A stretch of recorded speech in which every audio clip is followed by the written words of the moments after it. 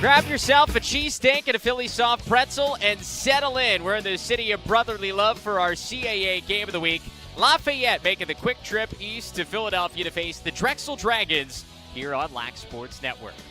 And with that, we welcome you alongside the former Penn State Nittany Lion, former MLL, PLL All-Star Greg Grenlian. I'm Travis Eldridge. Greg, both these teams have had an interesting spring so far. This non-conference game, a big opportunity to try to figure some things out here in the middle part of the week. Yeah, you're talking about pandemics, no fall ball, and a lot of hurdles for both of these squads. Both coaches, they understand what they're going through, but they're both very optimistic, hoping that this can be the key to the rest of the season for them.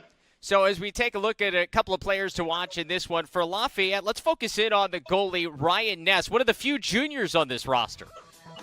Yeah, I mean, he has kept them in every single game. He's really good and tight. He's great at playing his angles. He doesn't fall for stick fakes. So he's going to have to come up big if they're going to make a run at this thing this season. Currently ranked third in the country with more than 15 saves per game. On the Drexel side of things, Ryan Genord filling in the role missed by Reed Bowering, who we expect to be out again today. Yeah, Coach Volker's really high on him. He really likes how he's come out and played so far this season. 12 points so far. He's going to have to lead an offense that's still finding their way early in the season here. So starting in goal for the Dragons once again is Ross Blumenthal, the junior out of Baltimore, Maryland, a guy who took over the starting role at the beginning part of his freshman season back in 2019. Was the starter for all of last year, has been the starter for all 3 games so far this season, stopping about 10 shots per game. Taking a look at our head coaches here today on the Lafayette side of things, this is very much a rebuilding process for Pat Myers as he is in his 3rd season with the Lepers. Spent the last 4 years as a associate head coach at UPenn before getting this first head coaching job. And Myers, the former UNC and Bucknell assistant as well, who was a good player at Ohio State, went on to play Major League Lacrosse for Drexel. Brian Volker is in his 12th year, going to the CAA finals. The last time we had a CAA tournament, that happening back in 2019. At the face-off X, Greg, this is going to be a fun battle to watch as we see who these two teams decide to send out there to start. We could see a couple of different guys on both sides of things. Yeah, both teams are struggling mightily right now. They're trying to find their identity. Rule changes, pandemic, no fall ball. So face-offs are obviously a serious issue. Both teams are trying to find their stride, though. Dean Carnival gets the face-off win as Coita gets called for the violation. Jimmy Coita for Drexel. So Lafayette gets our first possession here today. Yeah, and remember, I mean, the first face-off having a violation, three violations in one half, you get a 30-second penalty. So they got to be careful the rest of the half now.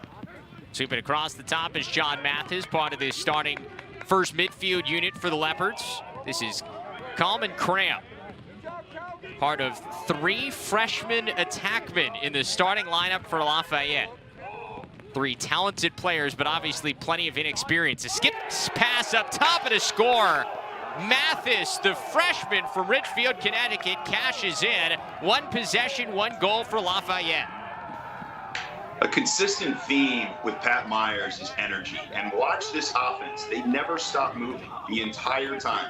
Every time the ball's moving, the entire team, you see 6 guys constantly moving, and this is going to be an issue.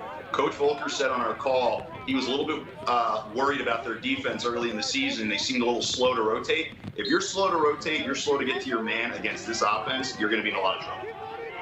Coleman Cram picks up the assist as another face-off win here for Carnival. Sophomore out of New Jersey. Did not play last year, but 42% in a couple of games so far this season for Lafayette, and he's off to a good start. Yeah, Jimmy Coita was almost a 60% face-off guy in 2019, and he's still struggling with these new rules. He's trying to find his stride. But Carnival, coach seems pretty excited about what he's seeing in the young guy. So the offense goes back to work here for the Leopards. That shot sent wide. Part of the second midfield unit, Ian and McCauley. Wrapping near side, shot just wide from Charlie Cutoff. Nice job by Drexel to track down the ground ball, but a good strong ride from Lafayette and get it back. You know, it's funny, on the call this week, Coach Myers said that he felt that they could ride hard and win back possessions. We're seeing it early with the energy they're showing on that ride. Yeah, extra possession here for the Leopards after that shot was sent wide.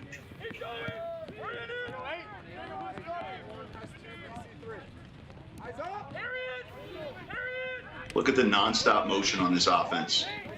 As soon as he dodges, people are going in. The crease is now a high crease. This is Cram, goes backhand, and he squeezes one in. The diving finish, and it's 2-zip. What a play. Now, I was just noticing the high crease, meaning that the attackman in the middle of the field is really high, giving a lot of room, and that's a long slide for the defense. He didn't even get there in time. What an athletic play. Just squeezes it inside that far pipe to beat Blumenthal. That is Cram's 4th goal of the season, had a career best 2 goals against Fairfield back in the 2nd game of the year. And we have a violation this time on Lafayette, so it'll be Drexel ball for the first time. Yeah, they get called for a hold on that one. Once the opponent has the clamp, you can't pin him down or hold his hands. You can lift the stick, that's it. Get a chance to see this Dragons offense for the first time. We mentioned at the top, no Reed Bowering today, dealing with an upper body injury, expected to be out at least this week after missing the UMass game over the weekend. On the run, that's shot high by COLLIN MAILMAN. Coach Myers feels really good about the athleticism on his defense. They're picking guys up way out, daring them to run by them early. Here's Jack Mulcahy, dodges, sends it behind. Here's the redshirt freshman, Sean Donnelly, and he scores. The transfer from Syracuse striking first for Drexel.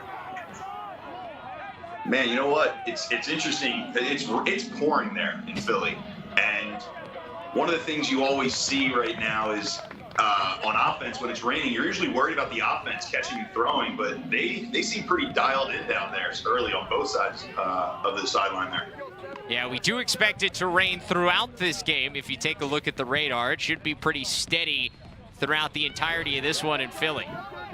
As Coita wins a faceoff forward and another possession for the Dragons. So after losing the first 2 for Coita, a little run here for Drexel to get back-to-back possessions. You do not want to let Jimmy Coita start to get warm, because he can take this game over very quickly. Greg, we talk about the adjustment that everybody in every face-off guy had to make in terms of the standing neutral grip and the change of the rules here this year. I mean, how drastic was it for some guys compared to others? Some guys, it was a nightmare. What a finish in front, Aiden Cole. Just like that, we're knotted up at 2. You throw this pass if you have nothing but 100% confidence in your crease man. Mulcahy liked the matchup with the short stick, and then boom. So the slide came on the dodge down the alley. There was no second slide. You leave a crease man open at Division I level, it's a goal. So back to the face-off X, Greg. What do you talk about with the changes for some guys? Ooh. So for a lot of guys, they were so used to facing off a knee, they never even tried to stand up. And if you knew how to do both, it wasn't that bad. But on top of it, aside from it being a completely different biomechanic now, the referees have, COVID protocols on the cadence. So they're not putting their hand over the plastic and backing out. So players are guessing when they're supposed to be set. And some of these refs have such a fast cadence that there's really no time to get set. So you're seeing more infractions than ever, even though the face-offs are happening quicker. Something we have watched happen across the country is that one stripped away from Donnelly. Ball still loose. Leopards pick it up. That was a good ground ball win in all sorts of traffic by Brian Hess, and he is the lone senior on this roster as he gives and goes here down low, shot wide by Cutoff. That's not the only time we're going to see him make a good play, Hess. I mean, Coach was really excited. He said that their defense and their whole team took a huge step up once Hess moved to the defensive midfield. He's a leader on this team. Everybody respects him. He's blue-collar, hard-nosed. He's going to make a lot of plays today. Throughout this COVID fall where the team was not together because Lafayette students were not on campus, he was the lone captain. Is quickly at the other end, it's Ryan Genord. Drexel can strike in a hurry. Man, Drexel looks crisp on offense, man. They look confident. They're trying to gain offense right away every time the ball crosses the midline. Strong finish, great look. These sticks might be waterproof. Got to get a look at the mesh that they're using. 3 goals, all 3 starting attackmen for the Dragons, each with a goal so far, and they have their first lead today. Coita wins it forward again. So you can see the refs, because they're not putting their hands down over the plastic, they're putting their foot there to give the players at least some kind of visible recognition that they need to be set. People forget, Jimmy Coita learned how to face off his junior year of high school. So just when he had the knee down thing going, they changed the rules, and he's finding his way. And I mean, give him a lot of credit for a guy that didn't have a ton of face-off experience before he got to college, to see the rules change. And here now, I mean, this is only his 4th game with these new rules and seems to be adjusting quite well. Correct. When you have talent, you have talent. And all he needed to do was make some adjustments, and he'll be all right. Danny Varga feeds down on the doorstep. An extra pass is intercepted. Ryan Kirkwood able to steal that away. He's got to save it on the sideline, but Genord comes up with it for the Dragons. The goalie is way out of the cage, and with the stick down, we get a whistle. There was some equipment flying everywhere there. I think the ref was just like, we need to make sense of this. But it's great. It's great. Like I said, we're giving a lot of credit to Lafayette. They felt like their ride could be an advantage in this game. And Drexel's like, yeah, we see your ride, and we'll raise you a ride. And that's like when it's raining out and things can get messy, the team that has the more passion on that ride can really end up with a lot more possessions. So if you take Drexel riding hard, getting more possessions, and winning the faceoff, that's going to be a good situation for them. Our officials today, Christopher D. Felice, Jason McGinn, and Bill Ciavarelli getting together, and this will stay Dragons ball. As you can see, Coach Myers agrees with the call. Great job, Stripes. I think that's what he's saying. Trying to make sense of it. And so it stays with Drexel, and they'll reset things. I mean, I guess the positive for the Leopards is they had their goalie way out of the cage, and so things settled down a little bit more. Yeah, so the ball hit the goalie, and he didn't have a stick in his hand. So basically it's playing without a stick, so they just give the ball back to Drexel. Watch how spread out Drexel is on offense right now. A lot of space to operate. Here's CURCIO, the midfielder. Feeds in front. Mulcahy shoots high. That's the 2nd time Drexel's thrown the ball to the crease to an open guy from a dodge, either at the wing or up top. Coach Myers is going to be furious. Here's Mulcahy dodging, drawing the help. Donnelly shoots low and wide. That's the kind of defense we're expecting. A slide and then a second slide all over the gloves. That's exactly what Coach Myers wants from his defense. Got a quick timeout here for Lafayette, reaching near the midway point of this first quarter. Drexel, 3 unanswered goals, 3-2 your score on LSN. Back here in Philadelphia, Pennsylvania, the Dragons went down 2-0 in this game against Lafayette, but they've scored 3 unanswered goals. They lead 3-2 here as we near the midway point of this opening quarter. Travis Eldridge, Greg Gurenlian back with you here on LSN.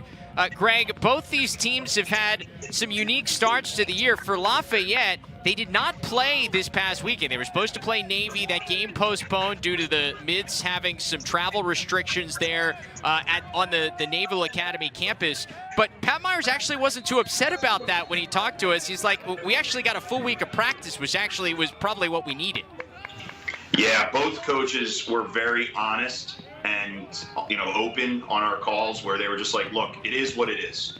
And we're trying to get our kids to be passionate about being excited about playing together, being out there, be grateful to be playing. And the energy seems to be really, really high up right now in this game because of that. Lafayette has dropped into his zone, and it works out well. Well-used timeout there by Coach Myers. Yeah, that's a great move. When a team is spreading you out on offense and it's kind of luring you into getting beat on dodges, when you go to a zone, it really confuses them. They almost have to go to a man-up offense. That was a heck of a move around midfield by Brian Collins, the short stick defensive midfielder, but he loses it once he gets into the offensive zone. Coach Volker had a lot of praise for Tucker Durkin coming over and being the new defensive coordinator.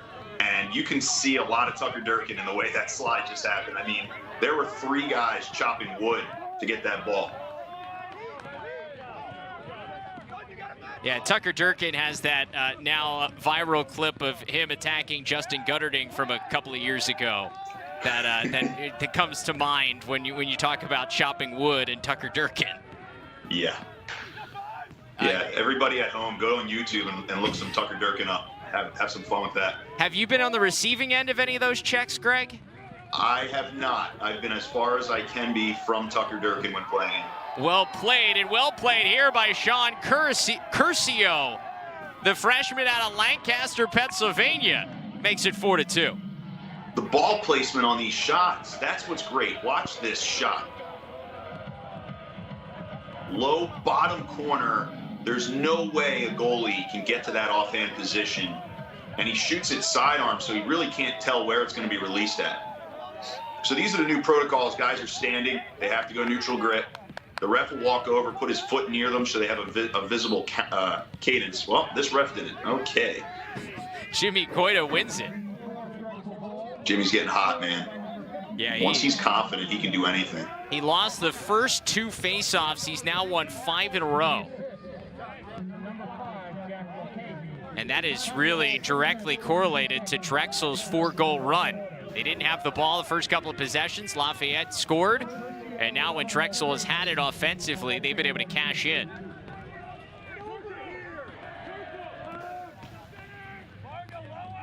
Going back to a man-to-man defense. This is Danny Varga, the midfielder, running with that second line today. Tries to feed in front. Somehow got all the way through. And it's kept alive by Waller. Casey Waller somehow stays up on his feet. There's a save by Ness.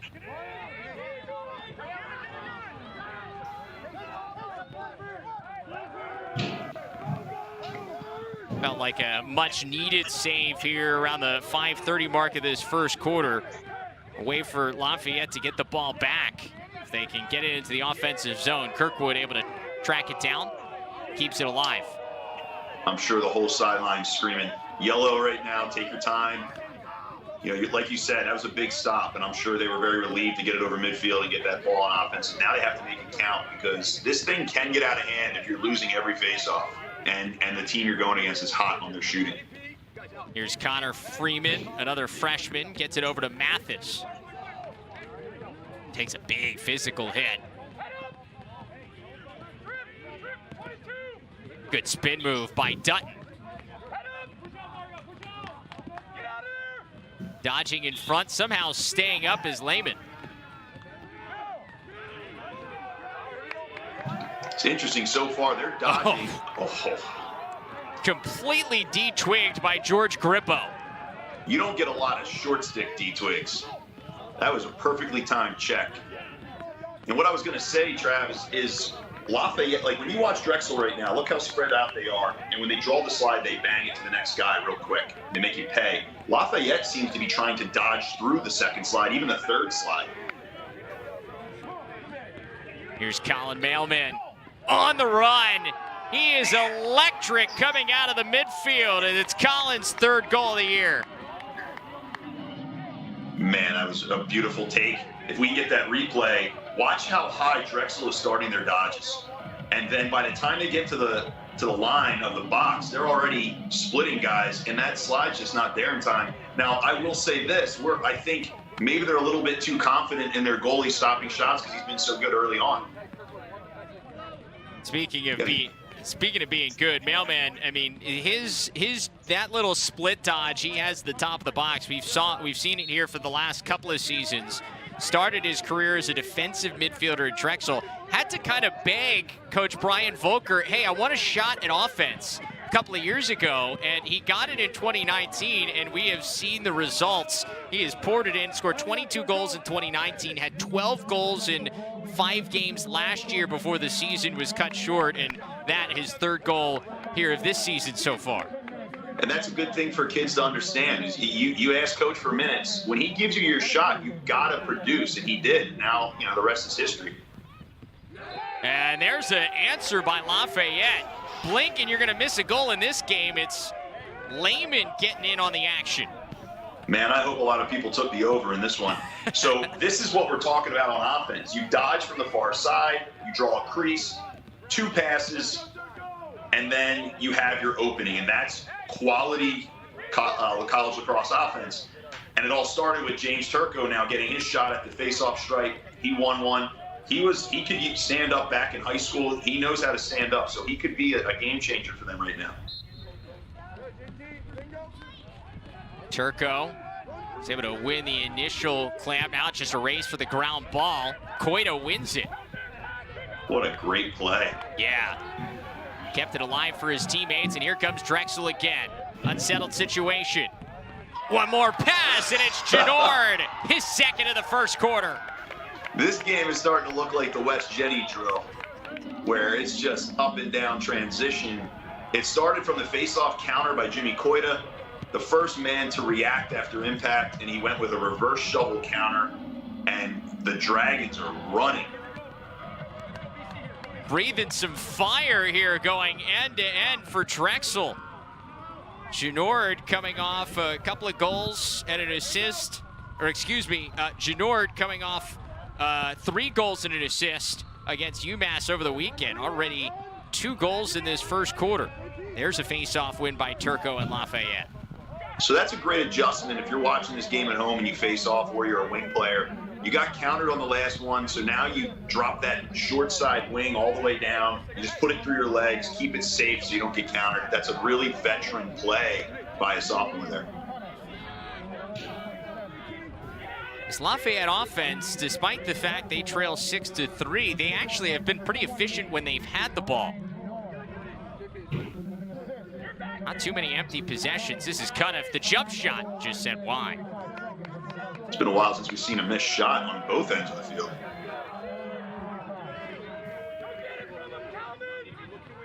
This is Connor Freeman. Feeds. That one's dropped by Mathis. And here's the short stick D-Mitty. Hurley trying to track it down as it knocked out of bounds. Hurley did pick up a assist on that goal in transition for Drexel. Been a 5-year starter at defensive midfield for Drexel. Dragons have a couple of really good short stick D-Mitties in him and Grippo.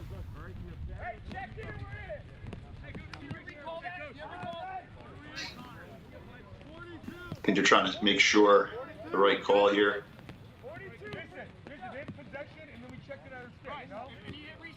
Just good hustle, just take that extra step, get on the guy's hands. Think about that. 3 or 4 times in a game, you get plays like that, and that's 3 or 4 more possessions for you, 3 or 4 less for your other team. Next thing you know, it's a 7 to 8 possession gap. Makes a huge difference, and the discussion was if that shot clock was going to reset. They do not reset it, so it's only 25 now to operate for Lafayette. They say the Dragons never got possession there. So low shot clock time here, and that doesn't reset it either. 17 now for the Leopards. Little 2-man game behind. See how the crease is constantly moving. That's a good but they double. Just don't seem to be anticipating those slides.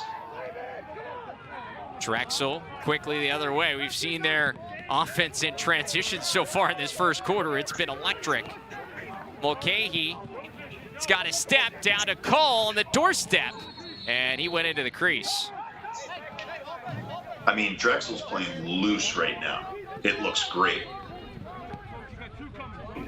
And you get the feeling that that is one of the things they had to have been stressing coming into this one. The offense didn't look the same against UMass, the 13-7 loss here on Saturday. And I mean, think about this Dragons team. You come into the season, you had to deal with some COVID issues like everybody has early on in the preseason, but then you walk right into 3 straight CAA games before you see anybody else. Yeah, they lost some senior talent, and Coach Volker said he literally still isn't quite sure what some of the freshmen look like. You know, he doesn't understand. He gets confused when he sees them without a mask. They didn't have fall ball, so I mean, like we said, just go out there and have fun.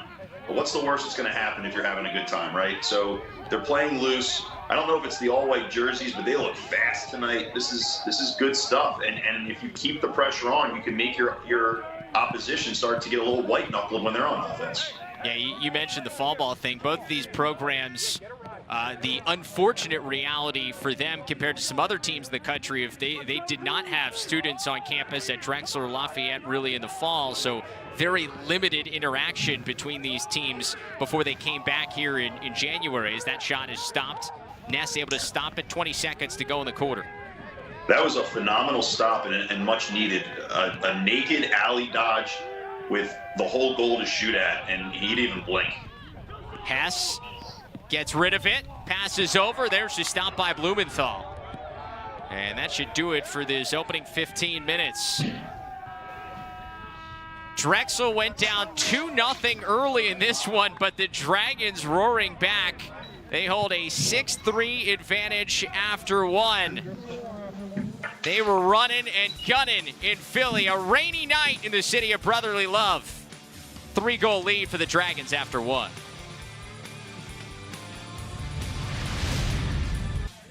Good start here for Drexel and Ryan Janor, the senior out of Michigan, with a couple of goals so far. He's got 8 goals on the season, and after the Dragons went down 2-0, 4 unanswered goals here for Drexel. See what Janor has done so far here today. First, it was on the doorstep, and another one in transition. Drexel has scored in the settled set. They've scored going end to end. It's been an eventful 15 minutes for this offense for Drexel, as things have really changed once the Dragons started getting an advantage at the face-off X. There's a push, and so another possession for Drexel here to start the second. The one thing that a lot of coaches wanted with the committee when they changed the stand-up rules, they wanted faster face-offs. They didn't want lockups, and it worked. It's actually way more beneficial to get in and out and make it a quick face-off now. You don't want to be stuck in lockups. Down on the doorstep again, Drexel finding Aiden Cole, his second of the day.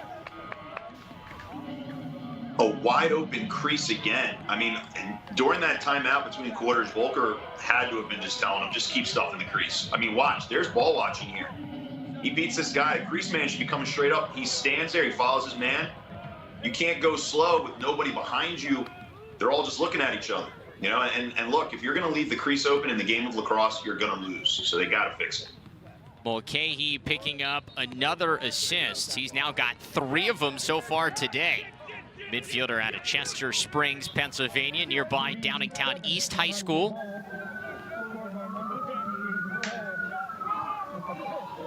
Another face-off win for the Dragons.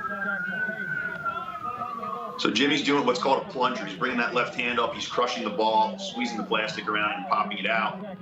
They're going to need to create some kind of counter that's going to make him have to keep that left hand low. And they're going to have to figure that out. They got 3 guys that they can use. Somebody needs to counter at some point. Yeah, we've seen both Turco and Carnival so far for Lafayette, as they are able to track down a ground ball. There's some swarming defense from Lafayette. First pass, right on the stick, coming hard, bodying up. That's what we expect more from Coach Myers' defense. Kirkwood, the short stick D mini, goes end-to-end with it, and a chance for the Leopards offense to see the ball for the first time in the second quarter. You're just joining us, an all-freshman starting attack unit for the Leopards. They have a lot of youth on this team. 37 freshmen and sophomores on a team with 45 guys on the roster. Yeah, Coach Myers been there a couple years now.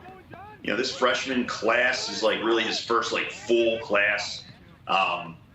He's got his guys, and he's really excited about the future. Lafayette is going to be a great program, and they're right on the cusp of that. They just have to start to gain some confidence and experience. Here's another one of those freshmen, Connor Freeman. Trying to juke at the top of the box. Good deflection by Drexel. They knock it over midfield. It's kept alive here by Donnelly. Picks it up for the Dragons. Nice job by the attackman to win that ground ball battle and get a possession.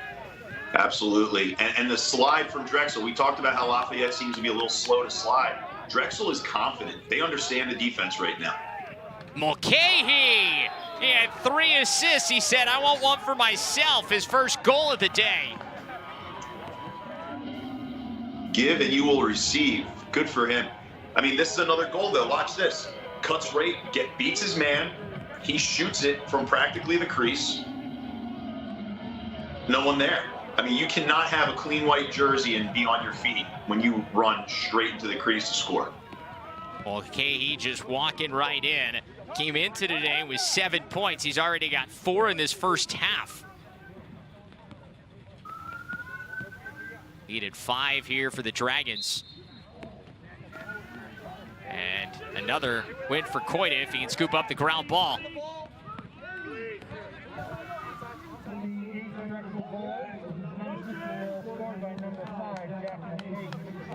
And Greg, this is the thing that doesn't change with the new rules. If you've got a guy who is feeling it, and you can still keep getting possession and you can keep rolling on offense. 100%. And you know what? The shot clock has become more of an equalizer. It used to be you keep winning faceoffs, you can hold the ball for a really long time. So at least the shot clock's there to kind of limit a faceoff being really taking over. But when a guy's this hot, the other part about it is standing neutral grip is less invasive on the body.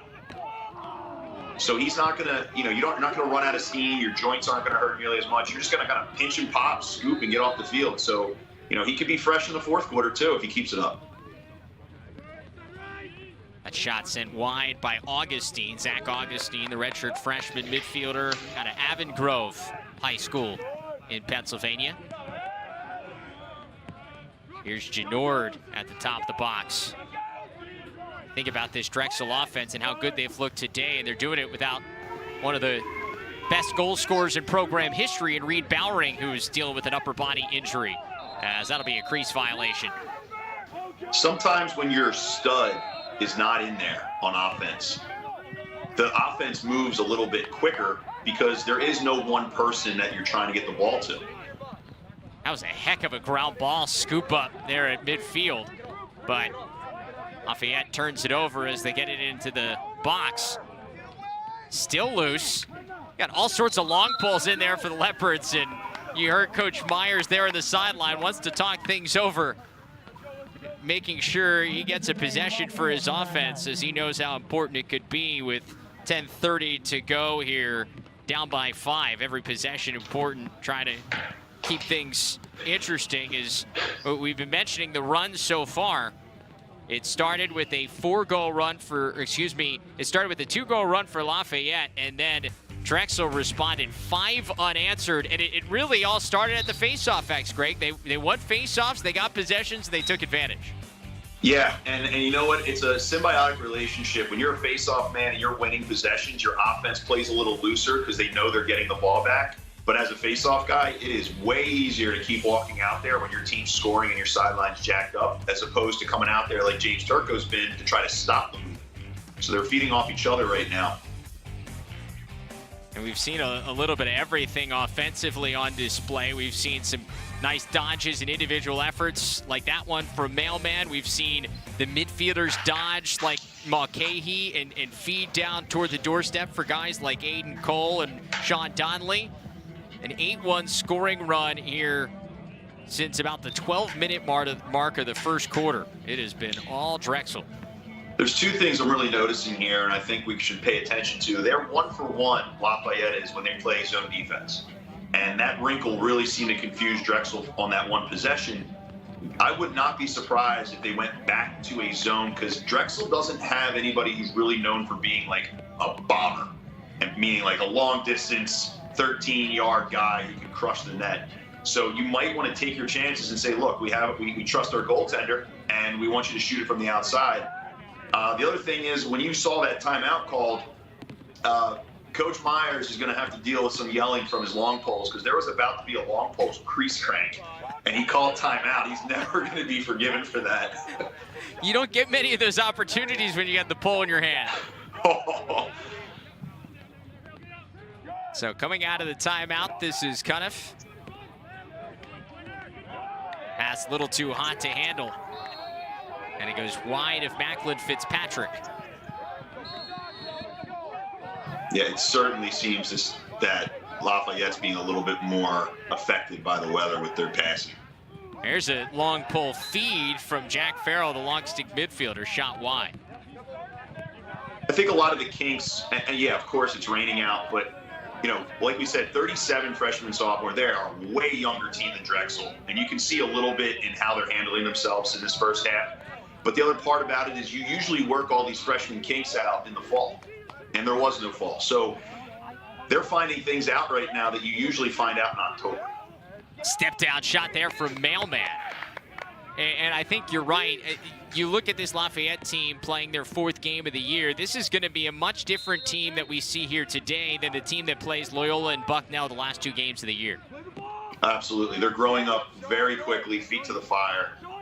Coach Myers knows the talent he has. He just needs them to start to believe in themselves a little bit.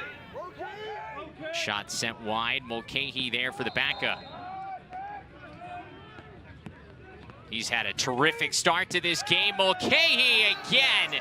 He's got 5 points in his first half. Yeah, I mean, it does a lot for you. Like you said, Jimmy Coyta's heating up at the stripe. Guys are flying around. Drexel is moving really, really fast. You have a team that on defense is not quite sure sometimes when they should be going, when they shouldn't be. And all of this extra motion by Drexel's offense isn't going to make anything easier. And I think it really poses a difficult problem for defenses across the CAA that may watch this film with Mulcahy doing what he's doing. Because in that midfield, usually Mailman's the guy you may have to put a pull on because of his electric ability to dodge and get his own shot. But Mulcahy showing the full versatility so far. The junior with a couple of goals along with 3 assists that was dishing it originally. Now he's getting his own shot. Yeah, when you have a guy who has a good command on the offense and he's usually a feeder, but you don't have your stud scorer in there, he's going to take some more runs. And if you're feeding the ball, like you said, you're not going to get a lot of pressure when you're dodging because people are worried that you're going to feed. And I remember Jojo Marasco when he played for Syracuse. He was one of the leaders in the country in assists as a midfielder, and it really opened up his scoring. Speaking of Syracuse, there's the Syracuse transfer. Sean Donnelly played his high school ball at IMG Academy. Had a heck of a collegiate debut here for Drexel. His first game, 4 goals and 3 assists against Towson in a victory for the Dragons. Here's the zone from Lafayette. They've dropped into the zone, and you can tell Drexel's kind of like combing around. They keep staring at the crease, hoping it's open, but it's not. And there's a little bit more of an outside shot, but there's a defender right in front of them. And if you're Coach Myers, you're like, we can live with outside shots being guarded. We can't deal with any more stuffing the crease and scoring. Yeah, and you give your goalie a fighting chance there in Ryan Ness. Yeah, let him get some saves under his belt. Let him start to get some confidence back. 19 seconds left to operate on the shot clock for Drexel. Not been able to find the frame yet on this possession. I will say their offense is well coached. They're not stymied by the zone. They're still getting shots. Donnelly races back for it. 6 seconds. He's going to have to go quick. Good defense by the Leopards. Shot clock violation. So yeah, that's what I'm going to expect more of from Lafayette until they're back in this game fully. Zone it up. Take away the opportunity to score easy goals, and then really swarm on those adjacent slides. Adjacent is if you're just the guy next to your man, he's getting dodged, and you can slide down and create a double. That's what you do, and they did it perfectly on that play. This is Cole Dutton. I don't believe any relation to John Dutton of the great Yellowstone Ranch, for fans of the TV show Yellowstone. Cram rolling, gets a hands free, just high. Man, there is so much Tucker Durkin in this defense. These guys they're coming to injure. I don't mean that in a dirty way. They're just coming with purpose. They're sliding hard. And look, they just made the Lafayette player run completely to the sideline and spread out. Layman a jump shot is wide. Every shot Lafayette takes, there's a stick on them. There's a body against them. A lot of energy down there right now in Drexel's defense. They feel good about themselves. You know, and we were talking to Brian Volker about what Tucker Durkin has brought to the table, and obviously there's respect because these guys know what kind of player he is, but you can sometimes forget. I mean, Tucker Durkin was a head coach in college at a smaller level, but this is an opportunity for him. He's earned his chops in the coaching community to get this chance to be a D1 assistant. You're absolutely right, and I think it gets lost sometimes. People assume just because you're good at something that you're a great coach. And if that was true, then, you know, Michael Jordan, Wayne Gretzky, they'd be the greatest coaches in their respective sports. So sometimes, you know, that doesn't translate, but it certainly does with Tucker. Obviously, you respect and you listen to everything he says, but he's really proven that he knows how to educate this defense. And there's some of the inexperience bleeding through there for Lafayette. They get the ball back on a turnover from Drexel, and then just too ambitious of a pass, and they turn it right back over. And this is where you start to give the speech as a coach. Don't try to win the game in one play. Oh, end to end. How about that pass all the way ahead to Genord? He finds Cole, and Cole's got a first half hat trick. This is the quintessential, we're up by 6 and we're feeling awesome about ourselves pass. Look at this. Just a casual 75-yard pass on the stick. Bounces right into Genord's hands. Man. Can we get a second assist for the pull? Give the man an assist. I mean, that's when the second assist really come into play, because that man deserves something for throwing that bomb. Coita goes early.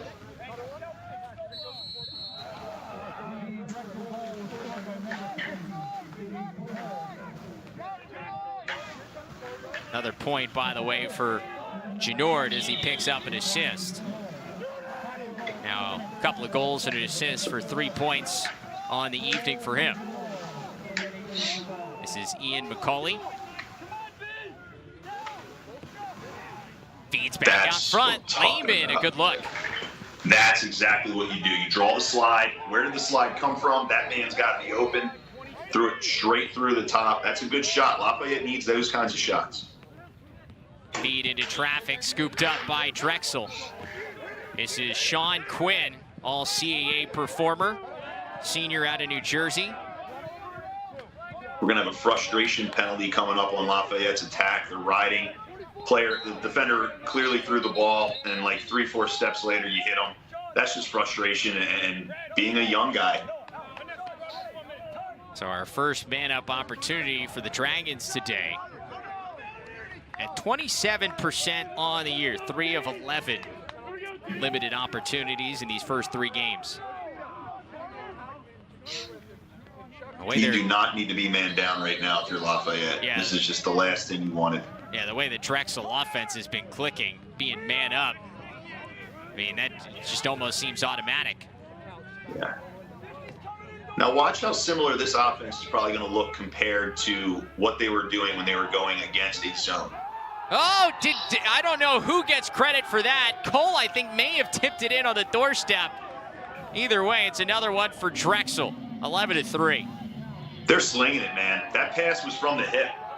Backpedaling, I think, too. Little hidden ball just to get him to think, and then just whips it straight across. Yeah, I can't tell if we got a tip in or not on this. Was this a quick stick on that far side, or was Zach Augustine sent it in front. Cole started celebrating. They gave it to Augustine, so Cole's just celebrated the goal. Augustine gets his first of the day on the man up. So the pass went in. If I'm Coach Myers, I think I stick with James Turco for the rest of this game unless something crazy happens. He has been the only one who's been able to consistently get to the ball when Jimmy Coita clamps. He's won some clamps. He's put them to his wing. If you start rotating guys, they're going to get out of rhythm, and Jimmy Coita is going to light you up. Great anticipation there by Quinn. Just stole it right out of midair. Anticipated that pass for Lafayette on the doorstep. Now a chance in transition. Grippo sent it wide. Whew. That one was going to leave a mark. That's a short stick D-mini that doesn't get a lot of those opportunities on unleashing one. Yeah, he put a little bit of his soul into that one. That was a 4 or 5 step crow hop. They're back into a man-to-man on defense now. Here's Genord. Now Casey Waller on the run, and he finds the back of the net. Everybody getting into the act for the Dragons. This is tough. This is tough. When a team is shooting this well, you're on the fence as a coach. This is borderline going to get out of hand soon. Your goalie's just obviously not seeing it that great. But also, like, when do you say maybe we put another goalie in? Because I don't know how many goalies get to that save. You know, how many goalies not named, I don't know, Drew Adams or whatever, is going to make a save like that? Because they're pinging corners, and they're changing it up. Yeah, I mean, they've been high percentage looks that Drexel has gotten so far, and they're just taking advantage. Exactly. See, there's James Turco again. He's the only one really getting to the clamp, and I feel like if he continues to get reps, he'll do a better job. And he draws a flag, so we got a man-up chance coming for the Leopards as they keep possession.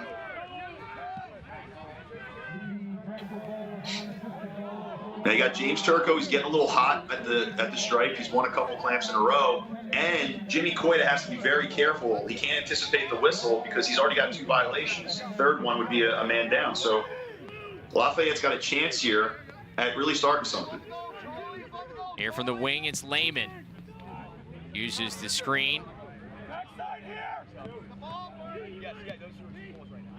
Good ball movement. Step down, shot and a score. There it is for Mathis, his second. That was great offense. Spread it out, draw the slide, bang it. Elemental, the stuff that works at every level. Great shot placement, and now they have a flag down against Drexel. Just a good look. And, I mean, you could see the extra pass there because at times, I think, so far in this first half, you've seen Lafayette, the ball maybe stick a little bit too long in somebody's stick instead of moving it along quick as the goal wipes off the flag. But that time you saw the extra pass, got a better opportunity for somebody there at the top of the box. You're right. And that's exactly what Coach Myers is going to point to in film at the end of this game is look at the difference in our offense when we bang it as soon as we draw a slide. There's a face-off win for Coita. But only 7 seconds to get it over midfield here for the Dragons. They got to hurry. Long, lofty pass. Man, sign these guys up to be quarterback for the Eagles. The long pulls back here.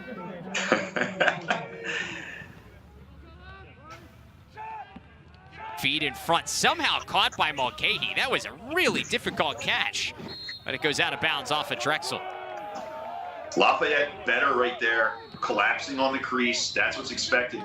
If you're watching this game at home, usually your coach eats you up if you dodge from up top and feed the crease. But it's been working for Drexel because they've been open. If Lafayette closes that door, you're going to force Drexel to be an outside shooting team, become a little bit more one-dimensional, and you've got a shot. So let's see if they can take advantage of another possession. Cole Dutton settles things down. First midfield unit back on. Dutton, Freeman, and Mathis. 2 freshmen and a junior.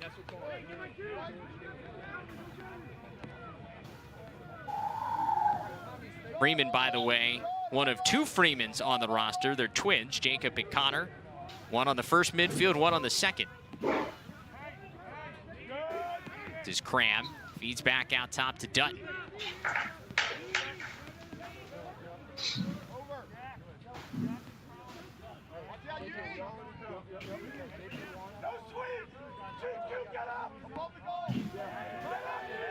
15 seconds left here in the shot clock. Grippo hounding defense. Another takeaway for the short stick. Man. Grippo feeds. Donnelly cashes in. What an individual effort by George Grippo. Gets the steal, the ground ball, and then the assist to Donnelly. I mean, this is why you love deep minutes, right? I watched guys like Kevin Understein do this stuff for years. You steal the ball as a shorty. No one expects that. Tough ground ball, great, perfect look, does literally everything right that you could ask for as a college lacrosse coach. Because of that, your homie gets a goal. Yeah, second of the day here for Sean Donnelly as we have a new goalie. It's Will Moran, the sophomore out of Dallas, Texas, comes in here for Lafayette. Yeah, you can't fault Coach Myers for that. You know, look, your starter's getting peppered. Just come on over. Let's just take a breather. Let's let the other guy get some time in there. Maybe he can start something for us. Just like James Turco is starting at the stripe. I mean, he's, 3 for 4 in the last 4 faceoffs. Maybe the goalie can come in and make a couple big saves, get your sideline up. Yeah, I mean, sometimes it's also no fault of the starting goalie. It just happened to be the situation. We've seen that time and time again. Yep. Leopards trying to create something. There's a flag. 31 seconds to go here in the half, and we're going to have a man-up opportunity for Lafayette. Yeah, that's one of those plays where the ref's like, come on, I have to call this. You know, the offensive player gets real close to the crease, he kind of turtles up, and you have two choices. You either push him from behind or you fall down as a defender. You'd much rather push him from behind, trust me.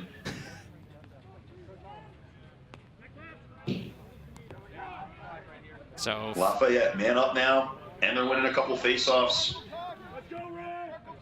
The man up should basically take us to halftime, about identical time on both the man up and here in the second quarter. Lafayette still looking for the first man up goal of the season. Now, if you have possession as time runs out, you get the ball at the start of the next quarter.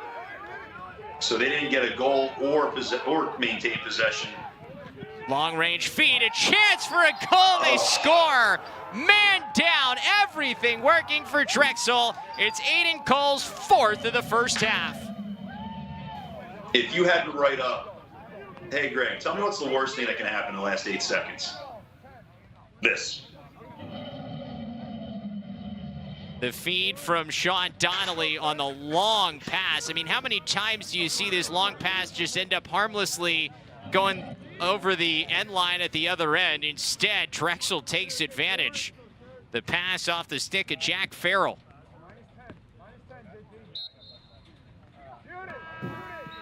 And that is how this first half will end. A dominant first half for Drexel.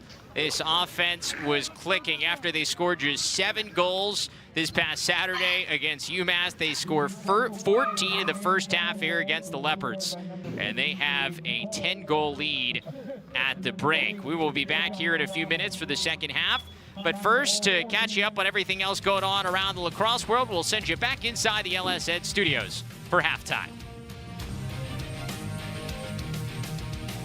Welcome back as we get ready for the start of the second half from Philadelphia, Pennsylvania. All Dragons so far, a 10-goal lead as they scored right there before the first half buzzer to take this 14-4 advantage as we get ready to start the third quarter. Travis Eldridge, Greg Gorenlian back with you here on LSN as we take a look back at these first half highlights. Started great for Lafayette. They were winning faceoffs and their offense was clicking. First, it was the goal here from John Mathis.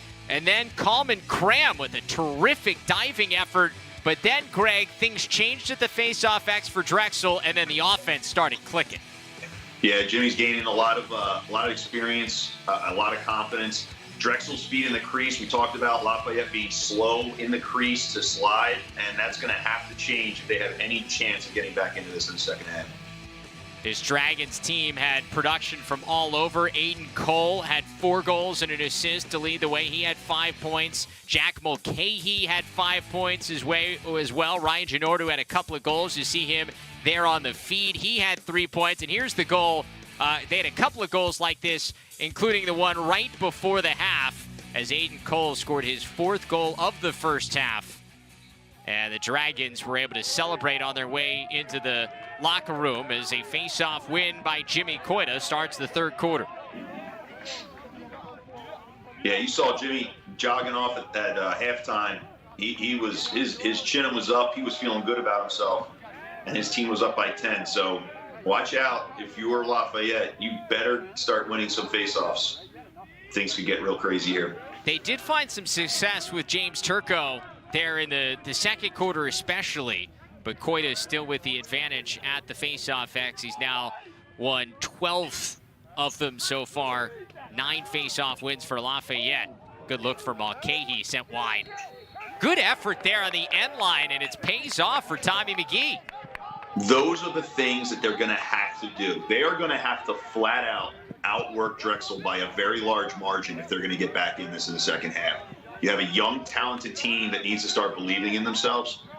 I'm sure Coach Myers was fired up and was overly positive at halftime, trying to make sure these guys don't give up.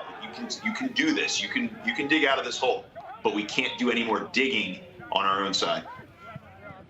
Much needed stop as they get a possession here to start the 3rd.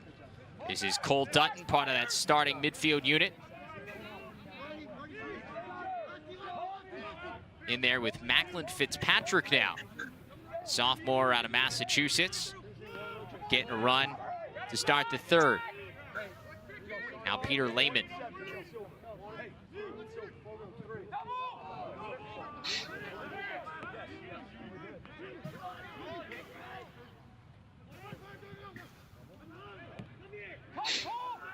Behind an X, it's Cram. Goal and an assist in that first half. He's got his man hung up. 10 seconds left of the shot clock for the Leopards. Lehman's got to go. Step down, and oh, what a finish! Just inside the pipe, it's Fitzpatrick with his first. That was borderline Perkovic range. That was from distance. Yeah, and it was a perfectly timed shot. The defender's running across the crease to try to get his man right, screens the goalie just enough, and a perfect off-hit placement shot. That was a great angle there on our replay for Macklin Fitzpatrick, his 3rd goal of the season. Scored his first collegiate goal a year ago against North Carolina. No better team to score one against, as they win a face-off, but it's turned over in the midfield. Here comes Drexel. Long pull chance. It's sent wide there by Charlie Maley. See, and that's the stuff, right? And the old adage, the best way to get yourself out of the hole is to stop digging. And they keep digging. They get a goal, first goal at half. I'm sure Coach Myers, a little sigh of relief.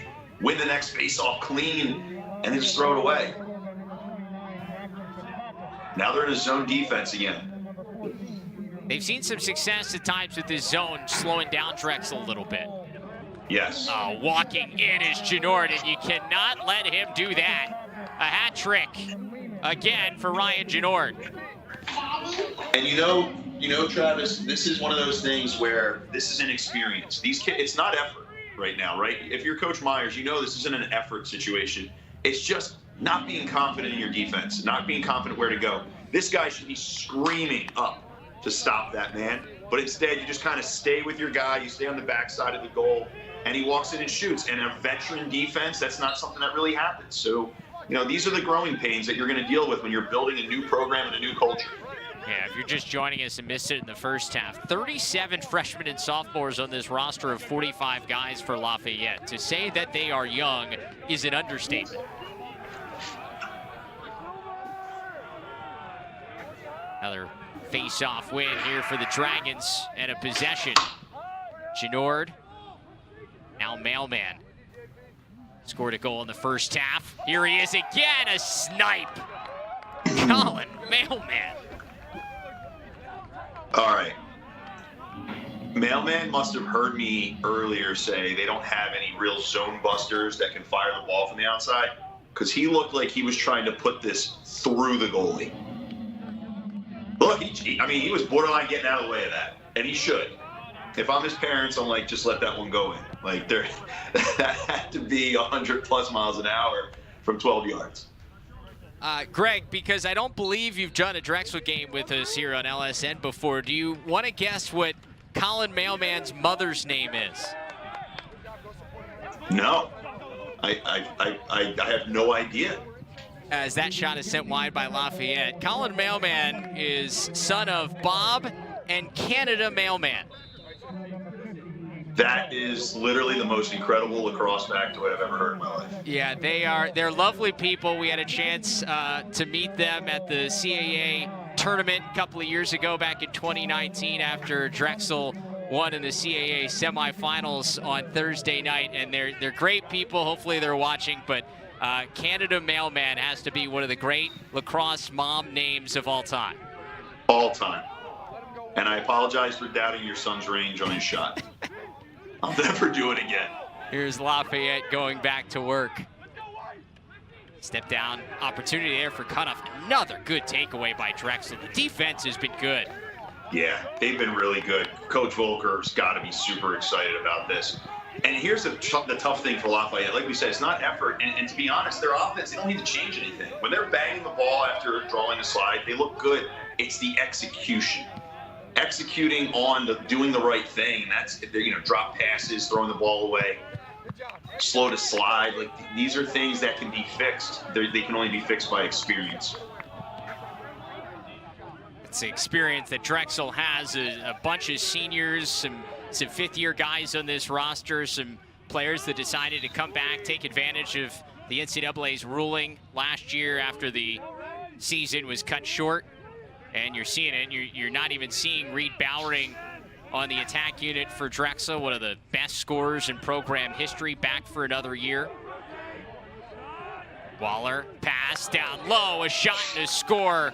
Genord, he's got a 4-pack. I mean, this is really impressive stuff. These kids are dialed in on offense. And Coach Myers is kind of, he's got to be shaking his head a little bit. All right, we tried the zone. We gave it an honest try. But this is just a really well-coached offense. They're just going to rotate. They're going to do what they usually do. And they're going to take these step-down shots when Lafayette's slow to rotate. And so now it's pick your poison, right? So now you're hoping James Turco can get some face-off wins, can keep the ball on that side of the field so you can get something going. Turco and Koida back out there. Another great counter by Jimmy Koida. For people at home, the new stand-up rules, when there's a face-off clamp, when we were on a knee, guys would just bash the right hand in there and get into a stalemate. Even a short stick team mini getting into the scoring act. It's Luke Hurley. His first goal of the year.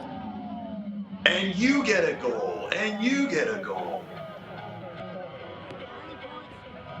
Luke Hurley did not score back in 2019. Had a couple of goals last year in the shortened season, and here cashes in transition.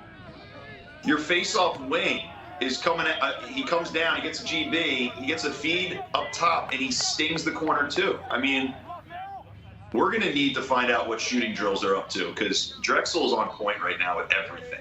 And they've done it against a couple of different goalies. Lafayette switching goalies after Ryan Ness got the start. Will Moran in there after coming in late in the second quarter, and it hasn't mattered. Drexel is just dialed. Yeah, and you know what? Like we said, Lafayette's playing hard, and yeah, there's been some sloppy play and execution issues, but Drexel is up by 12, 13 goals, and they're still riding hard. They're still going for every ground ball. Like, look at this ride. They're up by 13 right now, and they're playing like it's an overtime game, and that is what it takes to win this conference. Sean Donnelly! He squirts one through. Wow. I mean, and you mentioned the effort. Sean Donnelly creates the turnover on the sideline, and then they give it back to him, and he throws it in. You're right. Here, homie, you got us the ball back. Get that goal. And like we said, these are confident shots. I mean, they're loose. They're catching it. They're just slinging it in rhythm. They're throwing passes through seams.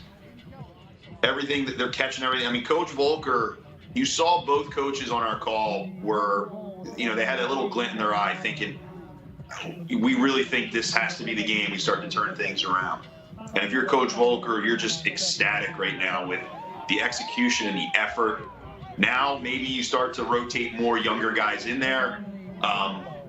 But yeah, let's see how this continues to build, because this could be one of those things where Drexel looks back at the end of the season after making a run going, this was the moment for us.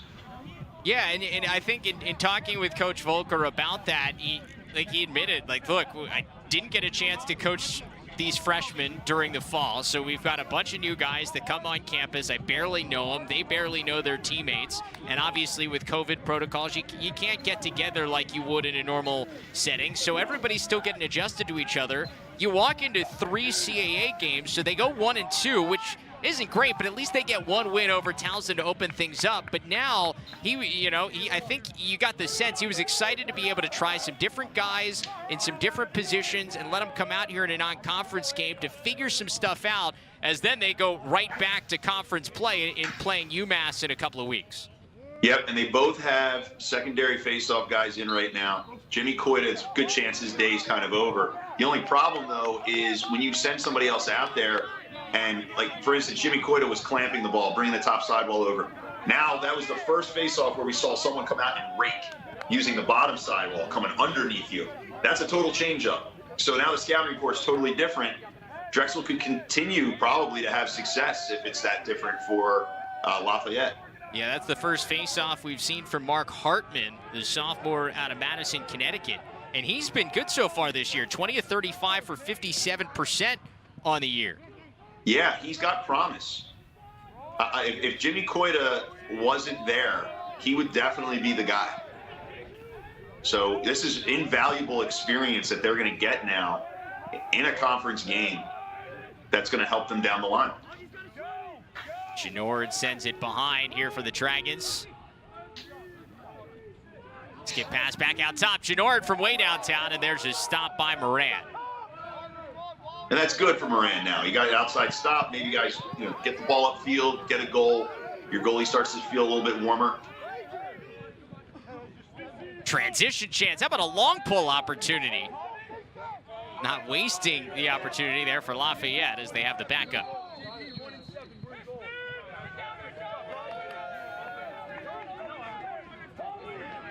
Just nearing the midway point of this third quarter, already 19 goals for the Dragons.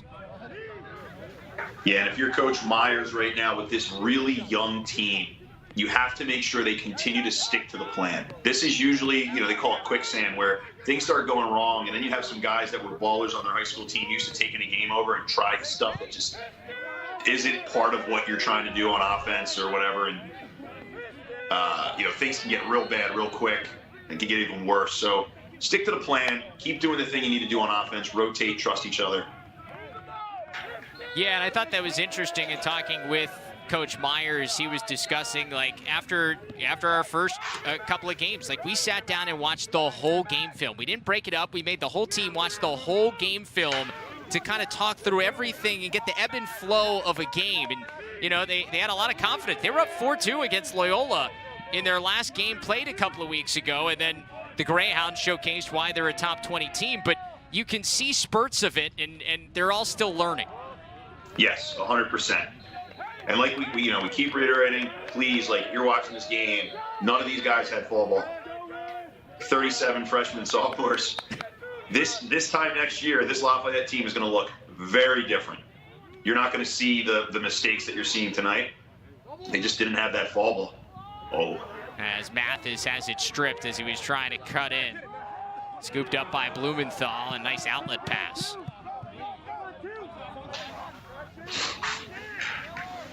Donnelly settles things down.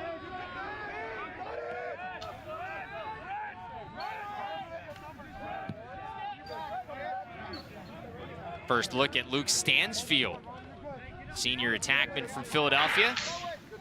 Got a chance to stay home to play his college ball. Drexel's a great place to play lacrosse. It's just a great, you're in the city. Good save there by Moran. And we're not just saying that because we're both from the Philadelphia area, right, Greg? No, I can guarantee you that's not why I'm saying it. But look, I had two of my best friends, Greg and Mike Amato, played there. I know a lot of Drexel alumni. They love the program, and the facilities that are being built, the stuff that's there's a lot of excitement around it along the entire CAA conference, and the guys love coming back and being part of this whole thing. So if you're a guy who's looking for a good school that can definitely get you a job, especially in the Philadelphia business area, Drexel's definitely a destination to take a look at. And how about the basketball program? Drexel going dancing this year. Yeah. Won the CAA title in men's basketball. Congratulations to you, by the way, Syracuse. Thank you. Yeah, we're going to keep riding this all the way to Saturday night. Another unexpected Sweet 16 for the Orange as that ball is taken away by Sean Quinn. Great crease collapse. Honestly, one of the most glaring differences in this game, execution on the offensive part between Drexel catching everything and finishing, Lafayette dropping and throwing away a lot of passes, but then also the crease defense. The crease defense, if you're going to be on a Tucker Durkin defense, no one's scoring in the crease. And on Lafayette, it's been a huge thing they're going to have to look at if they're going to have a shot at winning games down the stretch, is closing that crease defense up. Stansfield uses the body as it's stripped away before he got out in front. But you look at this Drexel defense, we talk about the inexperience for Lafayette. They've got plenty of experience. Chance to go in transition. Quinn just steals it out of midair again. I mean, Sean Quinn is a senior. Brennan Greenwald, who was injured a couple of years ago, is back as a junior. And Patrick Udovich, a junior. And then at LSM, you got Jack Farrell, who's a senior. And short stick, Luke Hurley is a senior, and George Grippo is a junior. So plenty of collegiate experience amongst that group. Yeah, and that's what we talked about too, is, when you know the defense and there's no guesswork, that's when you're fastest as a defense. When you don't have to think about the slide, it just happens naturally. Good takeaway there. Sean Rushton got a piece of it, and it leads to a ground ball here for Hess. I love Hess's game, man. Nice job to get it into the offensive end. Numbers here for Lafayette, is saved by Blumenthal. Yeah, and there, that's more obvious, inexperience. You catch the ball in the wing, you're about 6 yards away from the goal, and you shoot, underhand kind of going up high. You could just take one more step to the goal and just bang it to the low corner, and that's just stuff that'll come. It'll be there a year or two from now. For right now, it's just frustrating as a coach because you want them to have success so badly, but they have to learn and earn it. By the way, you mentioned Brian Hess's game, and Coach Pat Myers couldn't have said more good things about Brian Hess, the lone senior on this roster. He was the lone captain throughout the fall when the team was apart, having to do Zoom calls and just to be able to stay in contact with each other. And he had so many good things to say about Brian Hess as not only a player, but also as a leader. Yeah, and he had good things to say, like you said, not just his talent level and his work ethic, which is obviously there on the field, but he gave him a lot of credit for a high-quality recruiting class that came in. As being a guy who was speaking to kids coming in and taking a look at the school, getting the freshmen on board, being the only senior. People have no idea, unless you've played college sports, you have no idea what kind of burden that is. And now you're in a pandemic year, trying to get everyone to understand, who the leader is and to look up to you. And that's not an easy thing, and he's doing a great job. And when Coach Myers speaks highly of you, you're a good character person. Yeah, 100%. You're doing something right. Here's Cole Dutton, who brings it into the offensive end. See if Lafayette can strike.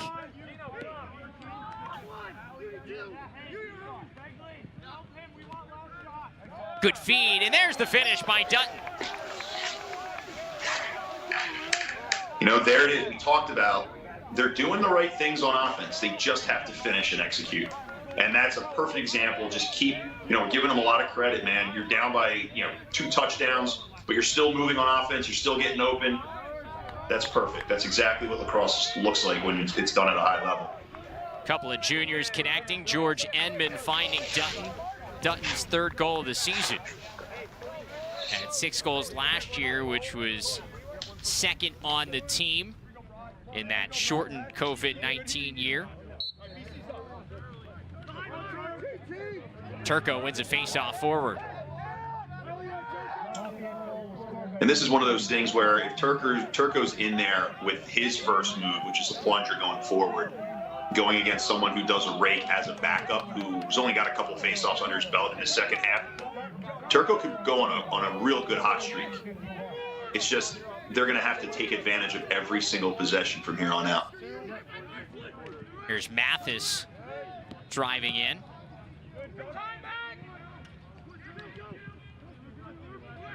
Little stutter step move by Fitzpatrick.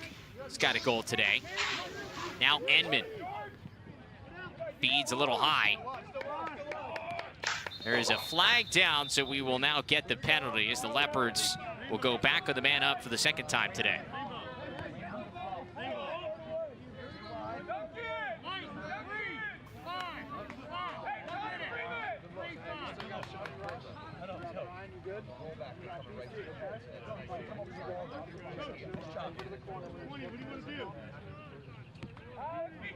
Get another look at the penalty here.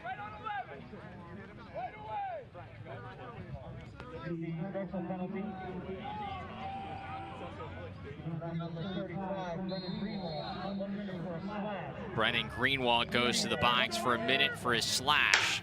This penalty can carry over into the 4th quarter, depending on what Lafayette wants to do. Feed down on the doorstep, great catch and finish. It counts for Coleman Cram. That's great body control.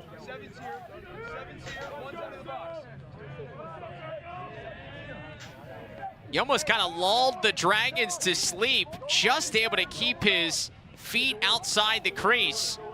And maybe Drexel's defense thinking, hey, maybe they're going to hold this to keep the penalty into the 4th quarter. Lafayette not wasting any time. They cash in. Yeah, and they have confidence right now. If Turco's going against the backup and he can win this. Turco, and that's exactly the way it worked out. Turco wins it again. And that is how this 3rd quarter will end. So more good stuff for the Dragons, but the Leopards strike there to end the 3rd. Got a 12-goal game after 3. 4th quarter action up next here on LSN.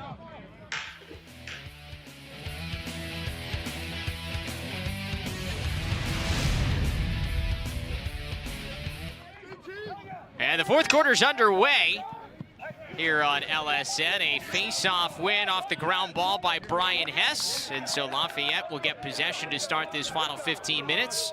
Travis Eldridge, Greg Gorenlian back with you here in the CAA Game of the Week. It's been all Drexel since Lafayette took a 2-0 lead early and a chance to go in transition here again. Another one. Carter Begley sticks it. The freshman out of Toronto, Ontario, his first career goal. This is a great shot. Use your own defender as a screen. Starting to look like Pleasantville out there, man. I mean, they can't miss. Carter Begley playing at the Everest Academy. Another school up there north of the border that is producing some top talent coming out of Canada.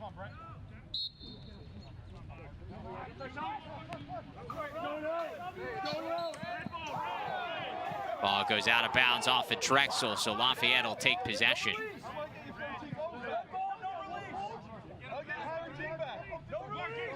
Drexel's Brent McVicker thought it was their ball for a second. Only a Drexel lacrosse player would have thought it was their ball.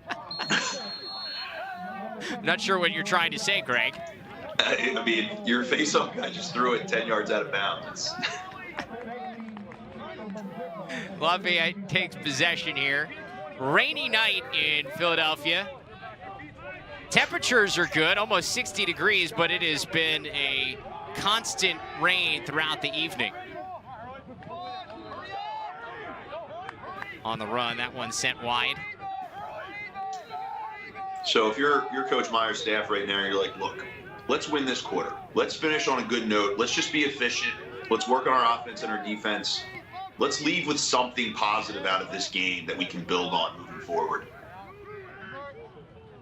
By the way, we have a new goalie in there. It's Kyle Munson, the redshirt freshman for Drexel, out of Merrick, New York.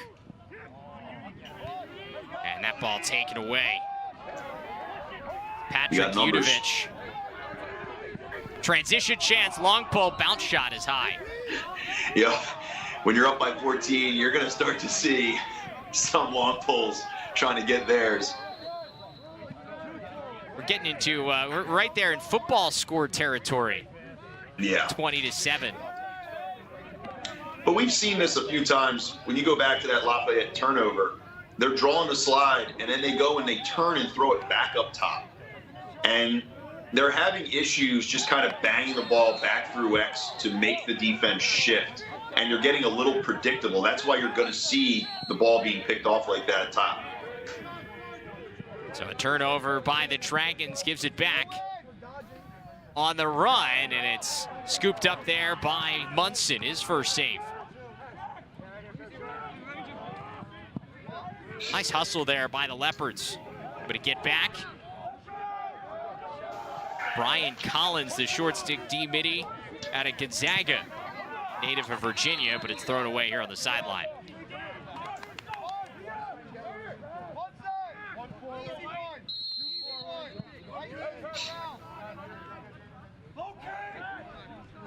Carter Bagley getting a nice run here at attack. Joined by Stansfield now out of the midfield. 10 different goal scorers here for Drexel today. I mean, that is a dream come true for a coach, right? Get everybody involved. Everybody's going to feel good after this one. And now you can really build on something positive. You would be at 500 if you pull, you finish this game off. And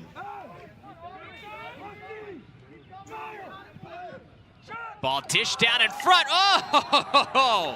Casey Waller snares it out of the air and then goes backhand for the finish.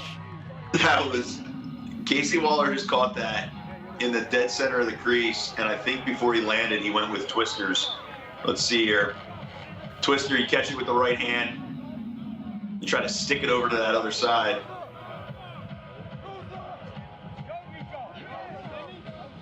Yeah, man. Money. That was a beauty. Casey Waller's second here of the day, second of the season.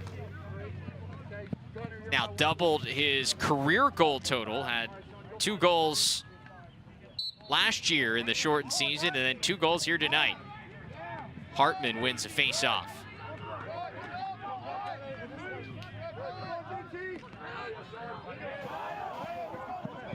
Physical play there as Lucas Snyder is able to track down the ball, and now he deals with the hounding defense. Rushton was all over. Yeah, and this is going to be a positive thing when you go into the locker room and you're watching the film. Lafayette is still playing hard. Whether it's zone, whether it's man-to-man, rides, clears, offense, they're playing as hard as they can. They're not dogging it. So, that's definitely a culture-building moment for these guys. Henry Feifel now in there, number 25 for Drexel in the white jersey. Working from X, that shot is stopped. Thomas Marcoon looking for the opportunity. Native of South Carolina, Marcoon. Coming to Drexel by way of IMG Academy. How cool is that, by the way? We got guys that are starting in Division I lacrosse from South Carolina, Tennessee, Minnesota. Back when I was in college, everyone kind of came from the same place, same 2 or 3 places, and now lacrosse is all over the country. A lot of guys in my generation are coaching club programs and high school programs all over the place, spreading their knowledge. It's really cool to see. Yeah, perfect example. Lafayette, 2 of their 3 starting defensemen, J.P. Robinson and Noah Mendoza from down south in Georgia and Tennessee. As that one squeaks in, there is the native of native of Connecticut. We got away from ourselves. Henry Feifel with the score. Back to the hotbeds we go. He said, that's really cool, guys, but here's a hotbed goal. Oh, it's tough. All over it. It just squeaks by on the inner thigh there. You get a thigh bruise, and it's a goal.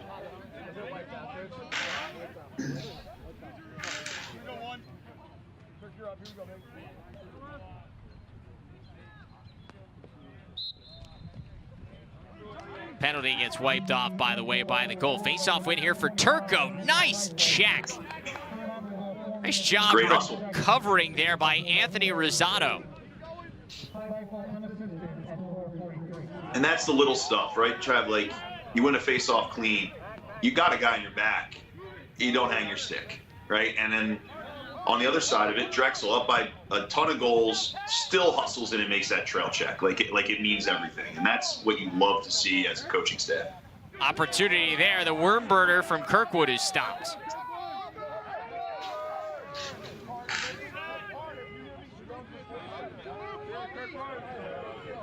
There's a better look at the new goalie here for Drexel, Kyle Munson. Second stop here for Munson so far. Yeah, you would have no idea that he just came in cold. Yeah, he's made some nice stops. Yeah.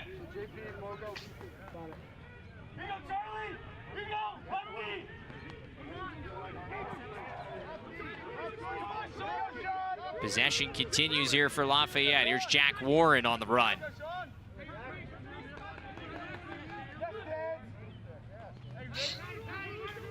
McCauley, left-hand shot, deflected its way through, and it's sent wide. And that's what I was mentioning earlier, too, is, once again, dodge down the side. Do a great job of trying to draw a slide, and then just turn around and throw it back up top. And then just do the same dodge again. And now there's just going to be switches. It's very easy to defend. There's a goal. Nice move there on the doorstep by Ryan Duncan, the sophomore from Leesburg, Virginia, with a goal, his first of the year. Something different, brings it to the wing, cuts in hard. Whew. Nice effort. I mean, that was through a needle. Like, that was really the only spot it ever could have gone, and he put it perfectly where it needed to be. Great individual effort. Got an unnecessary roughness penalty as well to make matters worse there for Drexel on the possession. And so no face-off, it'll just be Lafayette ball.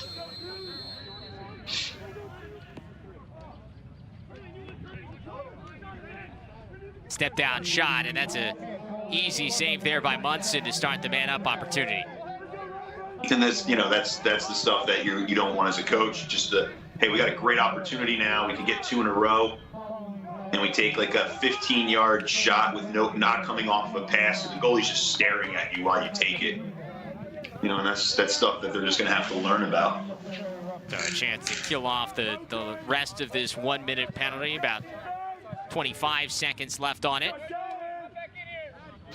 By the way, if you wonder the last time Drexel has scored this many goals, it hasn't been that long. They dropped 24 on Robert Morris just last year. So this Drexel offense, when it's clicking, we've seen it the last couple of years. When it's clicking, they can roll up the tally. Drexel's done a great job on the recruiting trail. I mean, Drexel used to be a place where you're from the Philly area, you're a D1 athlete, you know, you take a look at it, maybe you like it, and then you go. Now, you're seeing guys from everywhere as a destination for, you know, it's a hot recruiting place. You add someone like Tucker Durkin on your staff, it only helps raise eyebrows. You're going to get more guys coming in here. They can put goals up. No, 100%. And, I mean, Sean Donnelly was a great get for them. The transfer out of Syracuse, ranked the 36th best freshman in the country a couple of years ago. Coming out of IMG Academy, one-handed shot. It was wild from Danny Varga. But yeah, you're right. The recruiting's going to continue on that trajectory as well. Especially, you know, a game right here on LSN, putting up 22 points. You know, kids are going to start Googling Drexel, and they're going to start checking things out on the recruiting trail. Yeah, certainly a team that we're excited to see here a couple more times on LSN this year. I I mean, this CAA conference is just going to be a bear. We saw UMass drop their first game of the year yesterday against UAlbany. That game was so entertaining between the Great Danes and the Minutemen.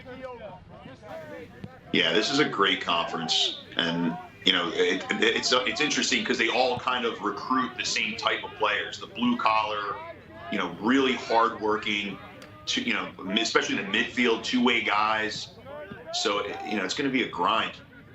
Yeah, they came into this week 3 teams ranked in the top 20 in the country. I've had the chance to see Delaware a couple of times so far this year, and that Blue Hens program is loaded. That attack unit is unbelievable.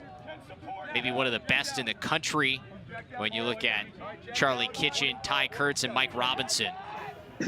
And then Towson is always tough. They played Delaware tough this past weekend. We mentioned UMass already. This Drexel team, you see it tonight, has terrific firepower. Fairfield is headed in the right direction with their new head coach. Yeah, and you hit the nail on the head. You know, when you mention the coaches, I mean, look at the names in this conference. I mean, these are the kinds of guys that anyone would want their son to go play for. Oh, by the way, I didn't even mention Hofstra, who may have the best player in the conference and one of the best players in the country in Ryan Tierney. They just haven't played in a couple of weeks, but it's good to see them back on the practice field. They're getting ready to head back into action here this weekend. Yeah, Ryan's a special talent. And Seth Tierney is one of the greatest minds in our sport. Yeah, that duo there for Hofstra, father-son combination, has really looked good so far this year. And, I mean, Ryan Tierney, along with a couple other guys that we've mentioned, Ryan Tierney, a guy I think is going to play in the next level here this summer. No doubt. Lafayette continues the possession here as we're under 6 minutes to go.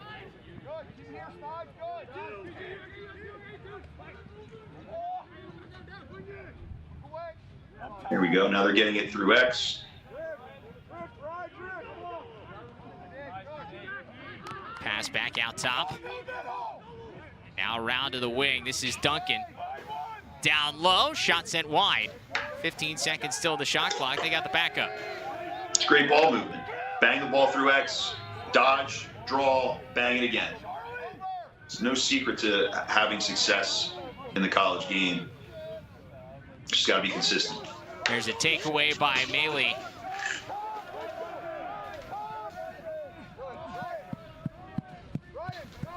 Good floating pass, and it gets into the offensive end for Drexel. Under 5 minutes to go now.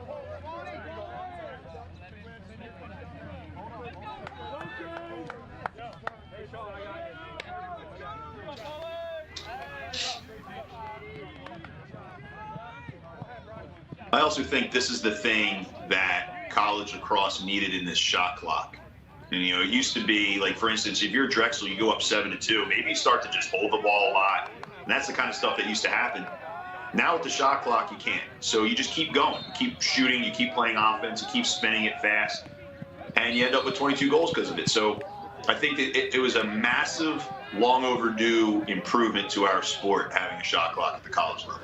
100%, and you're right. The point totals have gone up a lot. Like you're seeing, I mean, we are seeing more 7, 8, 9, 10-point games from individuals than I think we've seen maybe ever in this sport, or at least for the most we've seen in the last 10, 15 years. But yeah. I mean, that's entertaining. It's fun. Some defensive guys might not love, you know, watching a guy give up, you know, score 8 points, but you know, the argument is don't let him put up 8 points. Yeah. Well, I can tell you from the playing in the pro game with a shot clock for, you know, 15 years almost, there's no comparison. It's, even though on offense, yeah, you're going to go to the goal more. From on a defensive standpoint, when you were in college, you play defense for you don't know how long. Now it's like, all right, guys, we have a shot clock behind us. We have a good idea how long we're playing defense for. It's a little bit easier to fly around, and it helps you because they have to get that shot off before the shot clock's over. So, you know, I think on the offensive end, defensive end, it's improved the game a lot, and it's actually given players who have a lot of technical ability more of an option to go to the goal and showcase those talents. Got a man-up opportunity here for Lafayette on the 1-minute cross-check. By the way, speaking of putting up points, you got Duke and Syracuse tomorrow. Step down shot. That's saved by the new goalie, Paul Macrina, out of Wrentham, Massachusetts. Not far from Foxborough, where the Patriots play. But Duke and Syracuse, who you got? What's your number for tomorrow, Greg? I mean, it'll be interesting. A lot of it's going to depend on the face-off battle. Duke has like 4 starting caliber face-off guys. In fact, Brian Smith, who was an all-tournament face-off guy a few years ago, is actually on their wing now. And Syracuse has Jake Falk, Danny Varela, but Jake Falk's been doing magnificently. So it'll be very interesting who gets the most possessions. It's real hard to go against Duke, though, right now, man. Brendan O'Neill has been exactly what we thought and more. And we've always been saying how Duke's a second half of the season team, right? So when they're looking this good early in the season, it's kind of scary when you think about that. Yeah, when I saw him play against Towson, you could sense that things were starting to work offensively in terms of them figuring things out as you get another Dragons goal. This one from Kyle Worsley. First goal of the year for the senior out of Maryland. Yeah, this was a good take. Draw your man, pull him to the left a little bit so you can swim and go to the right. It gives you more angle, and just a perfectly spotted shot. Everybody on Drexel is just so dialed in right now. And I know we've said it a few times, but like on offense, they're pinging corners. They're not just throwing it at the net. Everything seems to be in rhythm. It's cool to see. Yeah, 23 goals now for the Dragons, one away from their program record, from tying their program record, which they did last year against Robert Morris.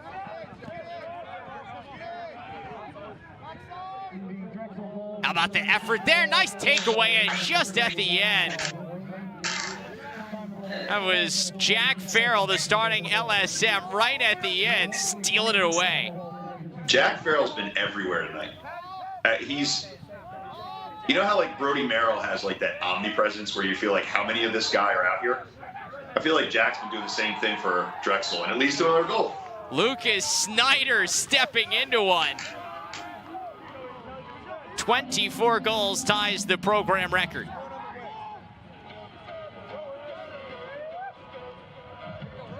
Wow.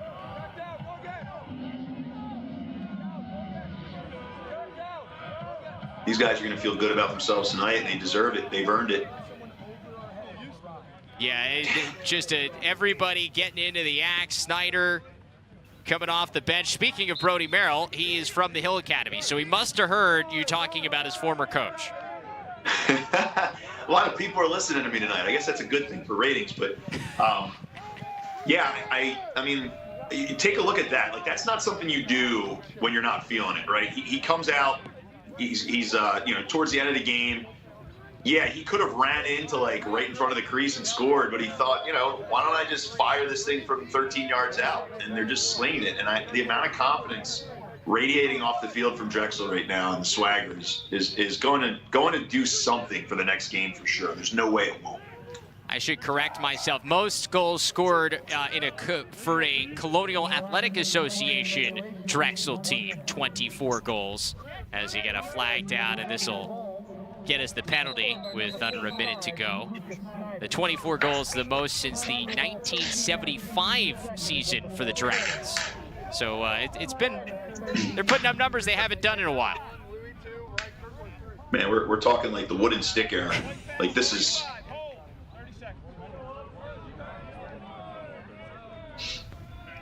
Now 24 goals in back-to-back seasons. Took down Robert Morris last year by scoring 24, and they've scored 24 here tonight against Lafayette, and they're going to be man down for the most of the last minute, 32nd penalty. Lafayette did score their first man-up goal of the season here tonight. 1 of 5 on the extra man.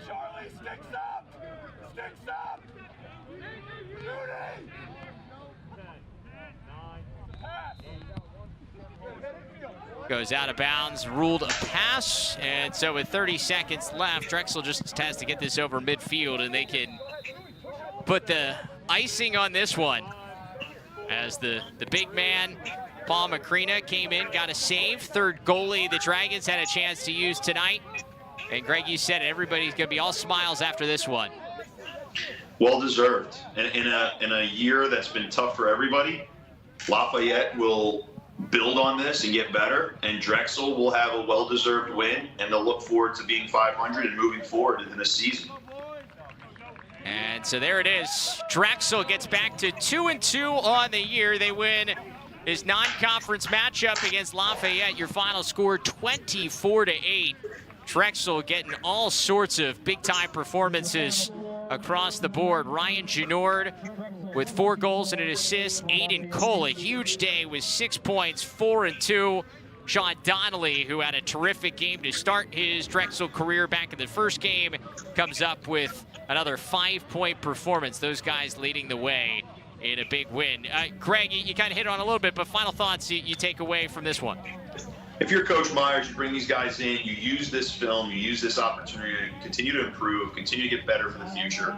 They're on the uptick. And if you're Drexel, you're saying, all right, we're back in this season. Let's go. And I think they showed that they have the ability to hang with anybody in this conference, and it's going to be some fireworks in the back end of the schedule for them.